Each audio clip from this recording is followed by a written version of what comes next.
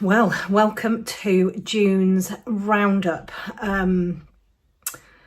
This one, I think, is probably going to be a little bit longer than the May's one, which was really, really quick in my standards, because May was just such a whirlwind, and the trip to America and all of that kind of stuff. So June has been just as busy.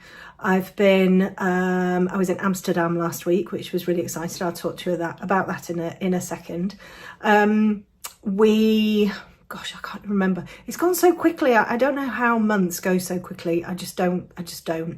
I've done a couple of great pieces, or I think great pieces this month for the Ignite community. So we've had a new art club piece. We've had a new tutorial piece. The weather's got a lot better in the UK. It's currently beautiful blue skies and very warm, which is lovely, but I had to get my Crocs out. That's the kind of person I am. And yeah, it's just been sort of all go really. So big news for June is that I am taking on some new offices, which I'm very, very excited about. It's something that I've been thinking about for an awfully long time, trying to find the right place. And finally, I found the right place. So we're moving probably second week in July, something like that. It's not very far away from me at all. It's about 20 minutes away. Really lovely offices, and it means that we've got more space. I'm still going to have my studio at home, but we'll have more space for all of the stuff that goes on outside of the drawing. And anybody who's a full-time artist will know that the drawing side of stuff, or the painting side of stuff, or the creating side of stuff is the minority is the minority of work that you do as a full-time artist. It's all of the other things that take all of the time up. So that's very exciting, and we're welcoming in a new member of staff next month, as well as a sort of community manager who's going to be very much about looking after all of my members and making sure they have an amazing experience. So that's going to be exciting, and I will be introducing her at some point. And what else? Yeah, so that's my really exciting news. I was in Amsterdam last week. We actually decided to go. I'm part of a business mastermind, and we have every sort of couple of months, we have sort of like a couple of days where we meet virtually online, and we have sort of like a full day online. So we decided, or a couple of my peers and I decided, that we would actually meet up, sort of like get an Airbnb somewhere and do the virtual days together, because it just, you get so much more out of it. Anyway, it kind of coincided with when Esther Hicks was in Amsterdam, and of course I went to see Esther last year, and honestly, just life-changing, mind-blowing stuff. So we all decided, do you know what, we'll go and see Esther, and then we'll spend we'll do the masterminding and everything in Amsterdam. So we got it all booked, got a lovely house, 3-bedroomed house just outside Amsterdam, Airbnb for the week. And then of course the dates changed for the mastermind, and we were like, do you know what, we'll go anyway. So I met up with Michelle and Lizzie in Amsterdam on last Friday, and it was just fabulous. It was so brilliant to spend time with amazing people who are so passionate about their businesses, but also really positive and really, same sort of, the vibe that you want to be around.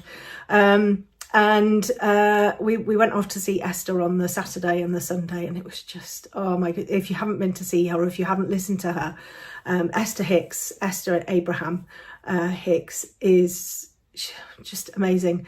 Every single question she answered was you got the same answer, but just in a different way. And it's basically, live your life feeling joyous, don't worry about what other people are doing. Don't get upset about what other people are doing. Don't compare yourself. Don't, all of the stuff that we say all of the time when it comes to creativity and our art, and all of the stuff that we end up doing anyway, do what makes you happy. And if you're not feeling happy, it's because you're not doing the stuff that makes you happy.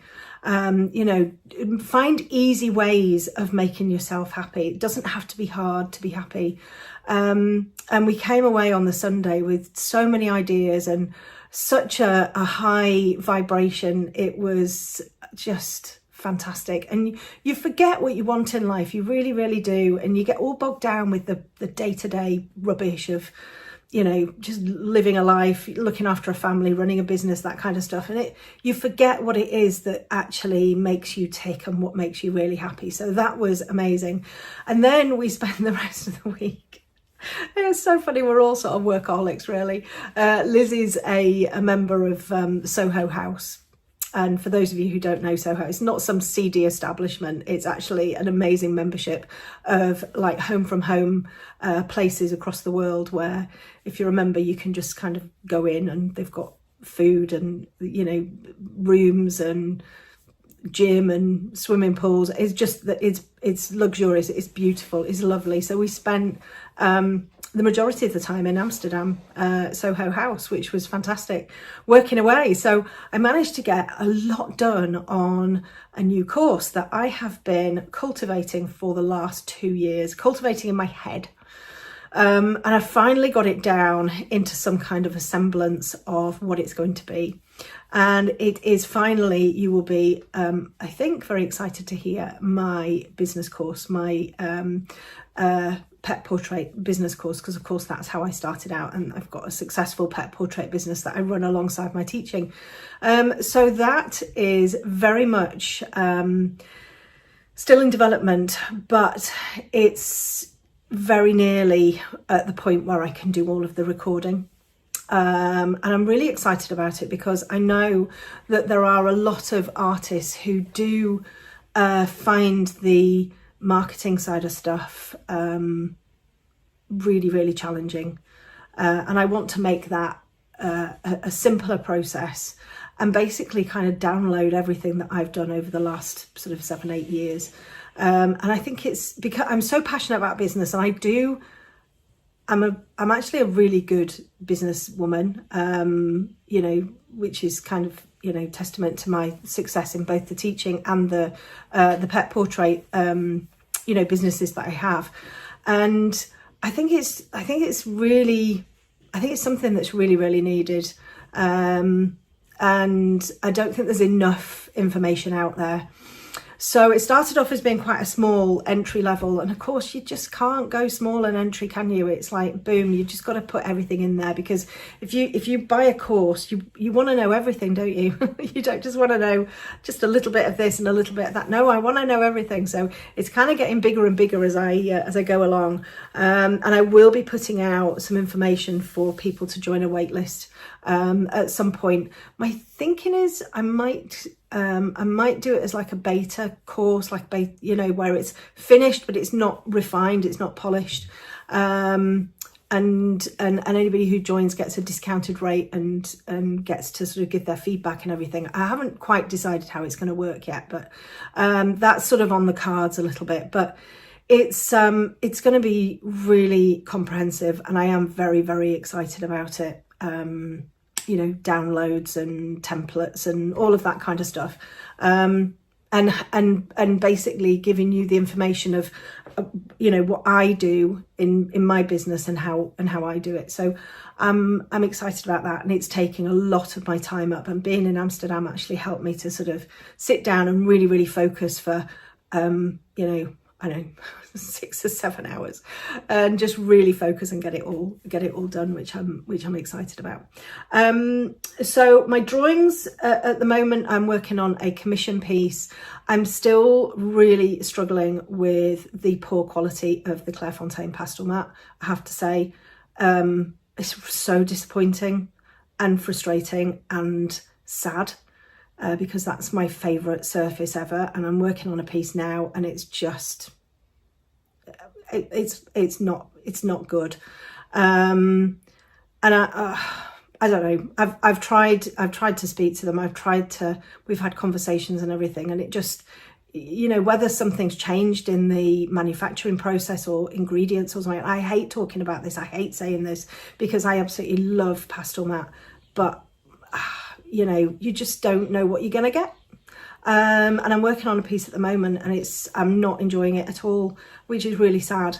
However, I am really enjoying the the Rising Museum board, and I've got a couple of pieces here as well. I've actually got a pastel matte piece here too. This pastel matte piece that I worked on, so this was an art club piece, the Swan. You can see that there. Which was nice. It only took, I mean, it was three weeks that it took us in art club. And this was done on the light grey pastel matte. Not going into huge detail, but just goes to show that you can take a piece and create something quite simply and quite dramatically and get a really lovely result from it. And the light grey pastel matte that I used for this one actually worked really, really nicely. You know, it's their beautiful velvety surface. It just worked really well. And you know, that's what we kind of want all of the time, please, Claire Fontaine. But it's just, yeah. So that was one piece that we did. Then I did the latest tutorial on, the kangaroo is a little bit dark there. It's actually quite big. I did it on the back of the one where I was doing for Colour Pencil Week, my fur and eyes and everything, just to sort of save, oops, wrong way, just to save some paper and everything. But that's done on the Rising Museum board. You can see all of that lovely fur. It's a really, really, really nice surface to use. It's a really nice surface to use. It comes in different thicknesses, which they call ply. So this is 4 ply, which is basically 4 pieces of the paper stuck together. I think it goes up to 8 ply, which is sort of double this thickness. It takes pencil really nicely. It works like a hot press paper. And it's just really nice to use. It's a really, really nice surface to use. It's not a replacement for pastel matte because you can't use light over dark. You can't use the same techniques as everything as you can with pastel matte, because it's like a hot press paper, and you use the hot press paper techniques for it. So any kind of smooth paper, you use one sort of technique. Drafting film, you use another technique. And abrasive surfaces like pastel matte, you know, like sanded paper, that kind of stuff, you use another technique with sort of little, you know, tweaks in there as well. So you have to think about isolating your highlights. You have to think about, and also each surface takes erasers, scotch tape, slice tool, that kind of thing differently as well. So it's not like a one size fits all and you do everything the same on each thing. You kind of have to work out what works and what doesn't. And that's what's really fabulous about colour pencil and about the surfaces, you know, the experimenting on them and having a go and having a play and seeing what works and seeing what you like and what doesn't like, you know. And I'm a big advocate of using what you have. You know, if anybody asks me, you know, do I need to have all of the stuff that I've got that I put in my tutorials? And I'm always like, no, use what you have and we'll help you find alternatives. There are great little tools like the Karen Hull's comparison chart, great tool. There's the groups that you can say, I haven't got this pencil, what can I have? And my community is amazing at helping people find alternatives. So, you know, it's not about getting exactly the same you know, materials as me. Is about using what you have, and if you're excited by coloured pencil, then of course, you know, you're going to want to buy everything, but you can use what you have, and that's what's brilliant about coloured pencil. You can use what you have, you can use different surfaces, and you can get fantastic results. You know, I only use coloured pencil apart from on the odd occasion that I might use near pastels on film, but I only use coloured pencil. So my communities reflect that. They're only coloured pencil, you know. And I know some people might think that's a bit mean, that I'm like, you know, saying, oh no, you can't come in if you've got pastels and whatever. But, you know, I think that's fair enough. I think it's fair enough that I only use coloured pencil. So my groups are only coloured pencil. I think that is something that I'm very clear about. It's not that I don't, you know, like other people using other mediums. Of course I do, but there are other groups for that. And I did have another group that allowed all of those different mediums, but it just got completely it just got completely out of hand. And I'm so passionate about coloured pencil, and when your group, your community is mostly pastels, I can't help those people because I don't use pastels. You know, so I think it's, you know, it's okay if you want to refine what you use and you don't want to use all of the other you know, materials, the other mediums and everything. That's okay. That's all right. You can do that. If you want to use them all, if you want to use all of the mediums, you can do that too. That's okay too. And you can find loads of groups and communities that are for mixed media. But it's not, you know, we're not discriminating. We're not sort of telling people that they're wrong in doing it. I'm just going with my values and what I do, and I think it's really important to stand up for what you do. And if you want to do something in a certain way, do it, because that's you, and that's really important to do that. And nobody should be telling you, you know, that you can't do something in a certain way. However, you know, if I'm saying my group is coloured pencil only, it's coloured pencil only, and that's okay too. So yeah, so I've got my my little kangaroo that I did, well, quite a big kangaroo that I did, and I'm not sure whether I showed you. I know I showed in the shorts, but this was the cowgirl. I'm just gonna have to go back a little bit because it is really big. So this is the cowgirl that I did as well on the Rising Museum board. I absolutely loved drawing this. I absolutely loved it. It hasn't faded. The depth of it has stayed just, oh, it's gone a bit blurry, I think. It was the most fantastic surface to draw, and you can see how big it is. You know, it's not a little tiddly drawing. It's big, and I absolutely loved it. I need to get this framed and put on my wall because I really, really do love this piece, and I love drawing it. And it was just an absolute joy, to be honest. I'm actually considering now, going back to look at this, I'm considering whether I redo the big commission that I'm doing, which has to be ready for the end of July, whether I actually redo it on the museum, Rising, the Rising Museum board even. Because I'm looking at this and thinking, the fur has worked really nicely, the hair has worked really nicely, the darks are really nice and dark, just everything about it has worked beautifully.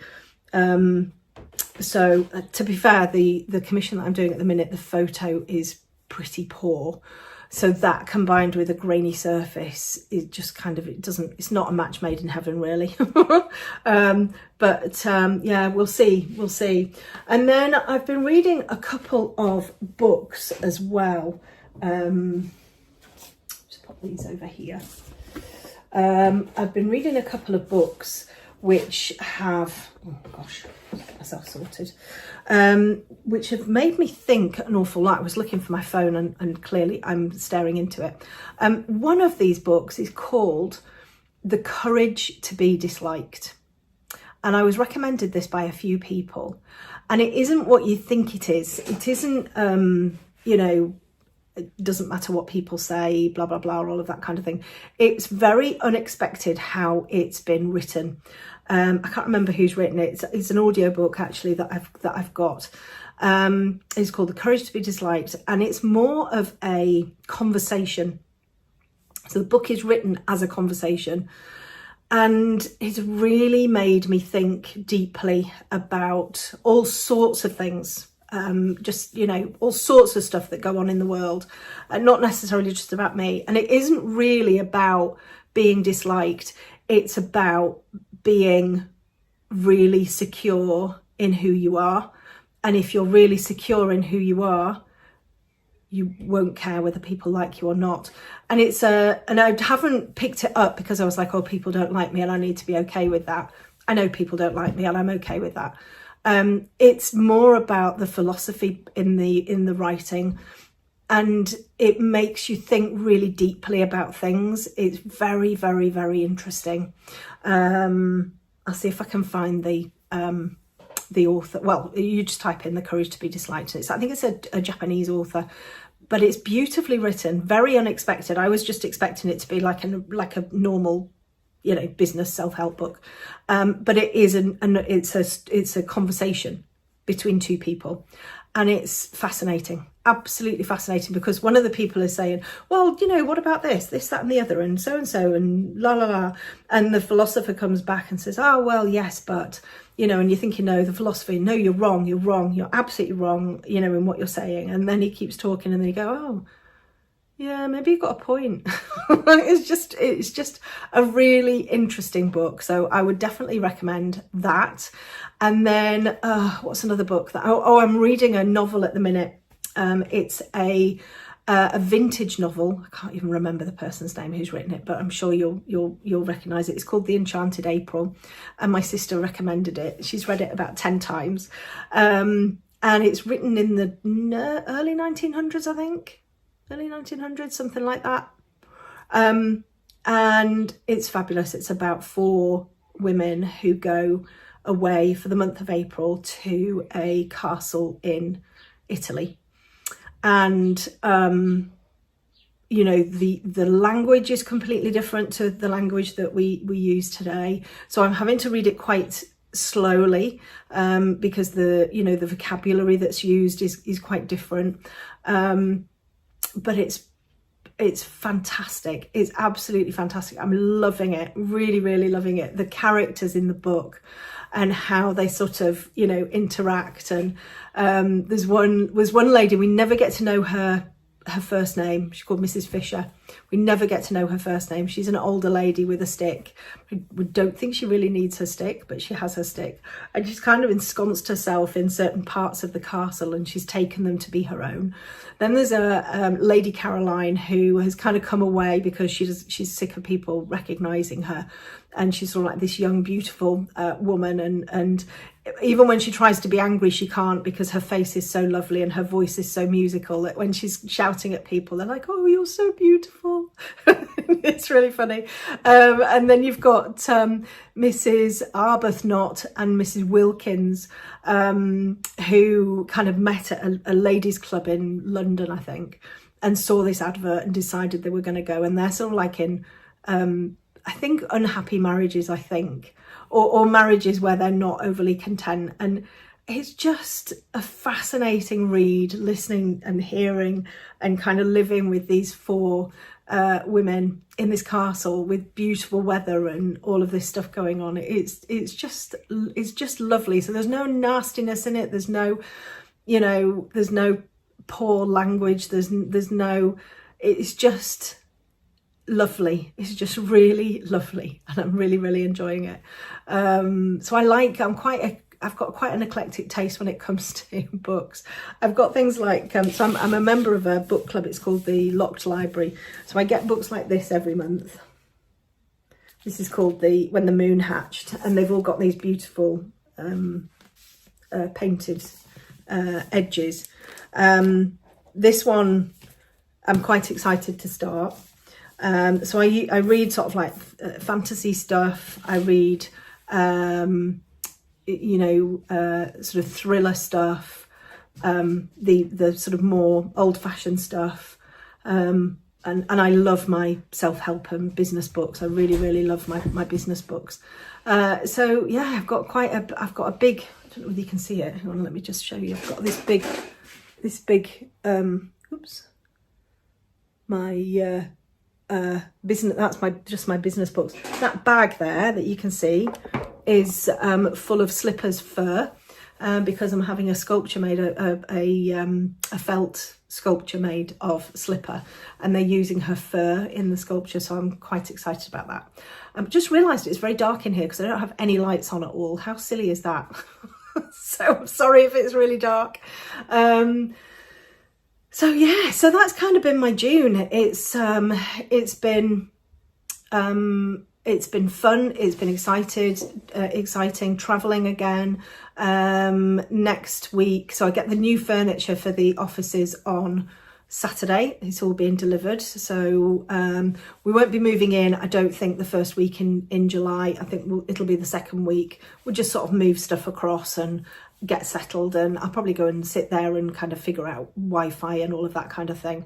So that'll be good. And then we go down to London on I think the 6th of July. We're going to see, I'm so excited about it. I bought this for my birthday. We're going to see the film, the Lion King film, the original Lion King film at the Albert Hall with live choir and orchestra. So all of the music, all of the everything is done live, and you just see the picture. So I'm really, really, really excited about that. So we're going down on the 6th, staying overnight, and then coming back on the 7th. So that's exciting. And then very nearly, I didn't. I looked at how much the tickets were and I was like, oh no, I don't think I can. I very nearly bought flights to Auckland in New Zealand for November, because I really want to see Coldplay, and they're playing in New Zealand and they have tickets there. Don't have any tickets anywhere else. And I was like, right, I'll fly to New Zealand. I was like, what are you thinking? No, you won't. So anyway, I'll have to see if I can find some other tickets. I think it's playing I think they're in Dublin as well. I've just been seeing TikToks of Coldplay and it just looks absolutely amazing, just amazing. I'm just like, just amazing. Anyway, so yeah, I don't think I'll be going to New Zealand to see them. Oh dear, that would be very so that's kind of it really. I can't think of anything else. Doggies are all okay. Dora's molting like absolute mad. She's a poodle cross. And of course, I think people think poodle crosses don't molt, but some of them do and some of them don't. But she is like, oh my goodness, molting so much. And she sleeps on my bed. So my bed is covered in Dora hair. She's like this, I don't know why she molts so much, but I'm having to give her like properly groom her every day to get it. And she's, sleek haired. She looks more like a spaniel than anything else. So yeah, and Vinny's having some physio because he's very tight across his back, so he's having physio. His physio is up near where I used to live when I was younger, when I lived at home, and up in Dacre, in just over from Patey Bridge. So when I took him a couple of weeks ago, I went back over the tops over where I used to live.